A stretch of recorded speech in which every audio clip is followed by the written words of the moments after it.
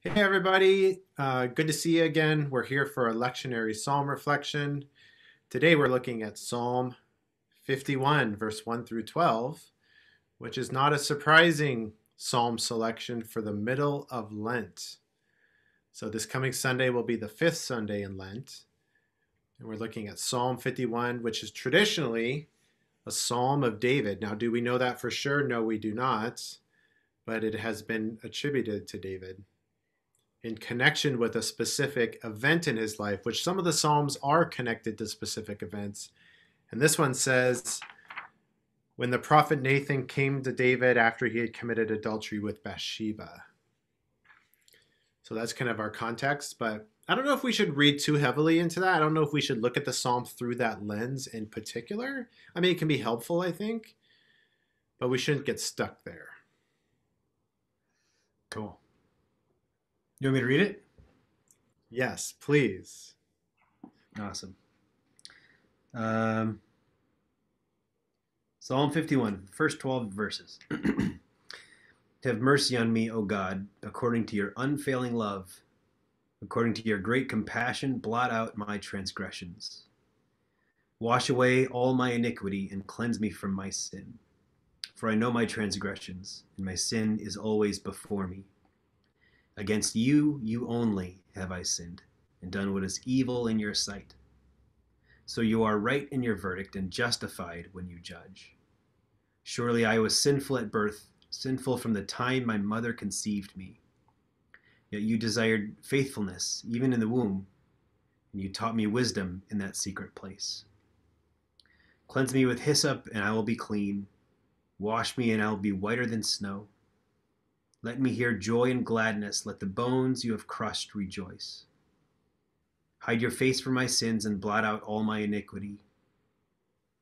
Create in me a pure heart, O God, and renew a steadfast spirit within me. Do not cast me from your presence or take your Holy Spirit from me.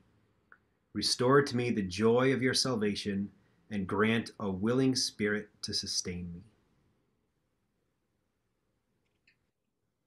Thank you, Stefan. Well, I just have a few things to say about Psalm 51, and then I'll open it up to you guys as well. I think it's interesting in the first two verses, the psalmist, David in this case, is crying out to God that God would have mercy on him according to God's unfailing love. So he appeals to God's great compassion. And then he asks God to do three things right away. He says, blot out my transgressions, wash away all my iniquity, and cleanse me from my sin. And I think the first time I ever read this or encountered this psalm, I thought, oh, the psalmist is just like repeating the same thing three times in a row for emphasis.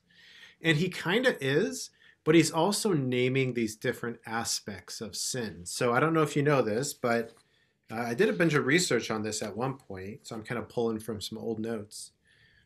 But the first thing he mentions is transgressions. And these are all different words for sin. So a transgression is one group or person breaking trust with another group or a person. It's a particular kind of wrongdoing or sin. But then he says iniquity. So he switches from transgression to iniquity. Iniquity is behavior that is crooked, or it's where we get this idea of bent. So what is supposed to be a straight road becomes a crooked road or a bent road. So bentness is kind of the second thing. And then he says a more familiar word, which is sin. And that is to fail or miss the goal. So it's that familiar, maybe you've heard that before, is sin is missing the mark. And specifically, biblically, it means to miss the mark in terms of loving God and loving others. So we miss that mark. So Psalm 51, especially the first two verses, could read this. It could read this way with those definitions. Have mercy on me, O God, according to your unfailing love, according to your great compassion. Blot out all the ways I've broken your trust, transgressions. Mm-hmm. Wash away all my crooked actions and thoughts, iniquity, and cleanse me from my failure to love you and to love others, missing the mark. So he's naming, like, he's kind of doing a very broad, I mean, both he's singling out like specific ways that he's sinned, but it's also like this gigantic broad brushstroke of like, if I'm confessing, I'm going to confess it all. Mm. I'm going to name all the ways that um, that I've sinned. Mm-hmm. And then there's this cry to be cleansed, or to receive, especially later in the psalm, this familiar verse, create in me a pure heart, O God. And if you grew up in the 90s, that was an early worship song. I'm not going to sing it. I could. Sing it in your most pure tonal voice. I'm holding back today. I want to sing it. It's a beautiful song. I do not have the most beautiful voice, as you all know. So I will spare that from you. Although I'd like to give a suggestion, Cameron. Maybe you want to sing that song today. Just a suggestion. He seems thrilled at the idea, Sam. I was just gonna say I've noticed you singing around the office and you're getting better every day. So I feel like my influence is rubbing off on you. No, you're getting used. You know what's happening? I'll my apple here for a second. You're getting used to the bad singing, so it's not. It doesn't hurt as much anymore. It's like you're getting more dull to it. That's what's happening. Anyway, verse 10, created me a pure heart, O God. And what's interesting about that is this lectionary passage gets paired with some other passages. And one of the ones it gets paired with is Jeremiah, I think it's 31, Mm-hmm. where God says that he's going to he's going to create a new heart, or a new spirit in people. And the covenant is going to be written, his laws are going to be written on their hearts. And so I just kind of think it's interesting to read Jeremiah 31 and Psalm 51 together, Mm-hmm. and to look for the connections there. Mm-hmm. All right, let me open it up. What do you guys think? I think as I was reading Psalm 51 a bit ago, it occurs to me, there's the backstory with David, and I always do read it like thinking about David and what he was like and so on. But I think maybe more than anything else, the Psalm says a lot of things about the nature of God than it does about the nature of David. Because if you write this kind of song or poem to God, you're assuming a number of things about him. You're assuming that he's good, and that he loves you, and that he's gracious, and that he wants the best for you, and that he's accessible, and that he's understanding, and that he's slow to anger. And so I think not only does this say a lot about David, but it says a lot about God, that God is the kind of God who would receive this kind of psalm, and who would celebrate this kind of psalm and canonize this kind of psalm. Because it's, when God gives us the scriptures, the Spirit gives us the scriptures, it's God saying, here, I want you to use this. And I just think it's pretty astounding that this is one of the psalms that God says, here, I want you to use this. I want you to feel like this. I want you to know this is the kind of God that I am. And I want you to approach me with this kind of like bold humility, with this kind of trust in my mercy, with this kind of trust in my understanding and my ability to cleanse you. And so I find that really encouraging. Mm. Yeah, I like that, Stefan. I was really struck by the tone of the psalm, because I feel like it's very sober for somebody having gone through basically a rebuke from his friend, or from Nathan, and yet there's this I think there's like almost this is like what you were saying, Sam, it's like a sort of a master class in confession. And there's a real so my question as a person, I guess, is, okay, so David's found out, he's rebuked by Nathan, he's sitting there, and it's like, what brings you to a place of writing a really sort of sober, I don't want to say heady, but sort of theological masterclass of confession. Like, what is that? Is it shock? So I want to go into the psychology of David a little bit more. Is it shock? Is it just utter, like, face on the floor, just, I'm so sorry, God? Or like you said, is this almost like God writing a psalm through David to us with a sobriety and like a purity that we can use in those moments, which I think is probably the secret answer. Because there's so many emotional psalms, but I don't experience that in the tone when I read this psalm. However, the humility, as you said, Stefan, and the contriteness of heart that you read sort of later in the psalm is very much in the writing of it. So I find it very, very interesting as I read it. I pick up on that theme that you just brought up, Cameron, where David is given a very interesting title in the scriptures. He's called a man after God's own heart. And there's scholars and commentators who try to unpack that. And the big question is, why is David given such a generous title? A man after God's own heart. No one else is described that way, only David. And some people think it's because of this very situation right here, where when David is confronted with his sin by the prophet, instead of what is typical of people in power, which is to deflect, to deny, to blame someone else, to give half-hearted apologies, to ease like media scrutiny. Instead of all that stuff, he doesn't spin. David doesn't do any spinning. He simply says, "You're right. I've done wrong, and I repent." You just kind of step aside.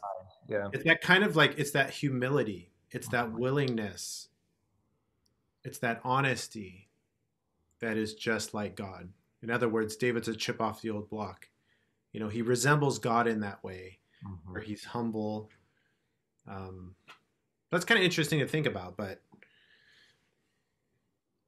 yeah, that's true. Good stuff.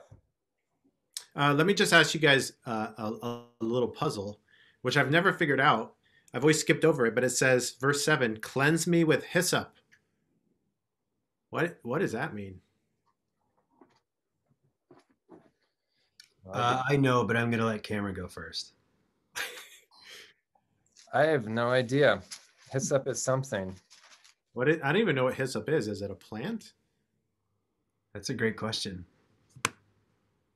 There must have been some sort of like ancient Jewish cleansing ritual that involved the hyssop plant, I'm guessing, and with like kind of a sprinkling or kind of it's almost like today when they burn, what is it, like sage? Sage.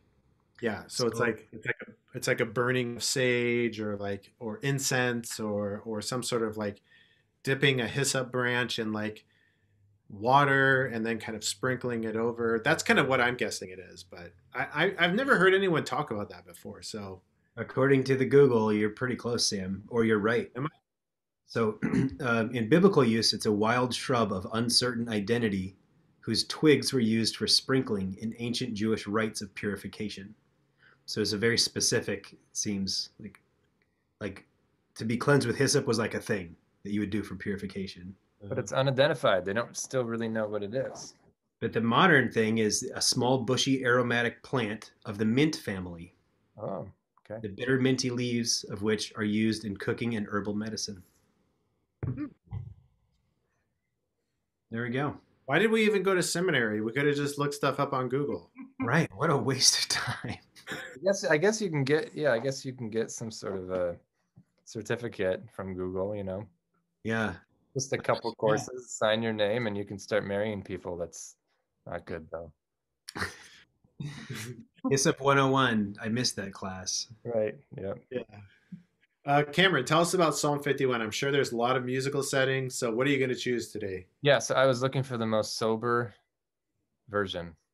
So back to the Genevan Psalter, the Renaissance, just polyphonic, block chords, no meter, pure. Awesome. When are we going to start singing songs from the 80s and 90s instead of the 1500s? Well, Rich Mullins is starting to come back. So just somebody pretty famous. Gosh, what was his name? I can't remember, but the Caveman's Call guy. Derek Webb? Derek Webb just did a new version, a reworking of a bunch of Rich Mullins songs. And then I just came across this this other songwriter. I'm terrible with names. Who is a secular musician. He just did a whole bunch of sort of old psalms that he grew up with childhood. So people are starting to think during COVID. They're like, sort of hearkening back to the early days. And somehow they're skipping over Sam's preferred 80s and 90s worship songs? Yeah, well, the 90s is Rich Mullins, but I think we should skip over, we're going back to the 1700s, so the 19... Rich Mullins can't just be classified with the rest of the, vineyard worship. And Rich Mullins was his own animal, right? His own guy. Rich Mullins is a deep guy. Yeah. The 1700s is like, it's like the Motown of worship music. It was just like the golden age. That's a thesis, man. You could write a thesis on that. Hyssop. I would like to see you start playing Hyssop and the Motown of Cameron. I want to start seeing you play these 1700s Genevan hymns, psalter. Lutes and string instruments. Yeah. Well, I want to see authentic music instruments being played. Yeah. Lute. I want to see a lute. You need a harpsichord, man. I'd like to see a harpsichord. How big is our harpsichord budget? Have you guys heard of a serpent? I think it's called a serpentine. It's used in this amazing piece called Symphonie Fantastique by Berlioz. And what it is it's basically like a didgeridoo, only it's like a bassoon didgeridoo. So it's called a serpentine or something because it literally looks like a giant serpent, and it's like 7 feet long, and it's just like a tube that they just blow into at random points, and it sort of sounds like flatulence. It works really well in orchestra because it's so low and it just sort of like drones underneath it, and it cuts through the whole orchestra. So that sounds like be very into that. Yeah. Who was the composer? Did you say Berlioz? I think it's pronounced Hall and Oates. Oh, okay. But we do have a didgeridoo player at this church. We do? Who's that? Alex Contras plays the didgeridoo. No, he's pulling your leg, dude. No, I think he actually does. I'm not. We can have an early music renaissance day, and we can just use that as if it's a serpentine. Actually, that was like mid 1800s, and that can be like the bass drone under our Genevan Psalter. I only approve this idea if we record it and put it on YouTube. Okay, perfect. Let's do a podcast about it. Let's do it. Yeah. Experiments in early music. Church version. Hey, thanks everyone. That was Psalm 51. We'll be back next week. I had a good time today. I don't know about you guys. This is good. It's always a good time with you guys. Yeah. Yep. All right, folks. See you next week. Have a great week. Bye. Be merciful, O God, according to your steadfast love and mercy, blot out my sin, your abundant mercy, wash all my sin away and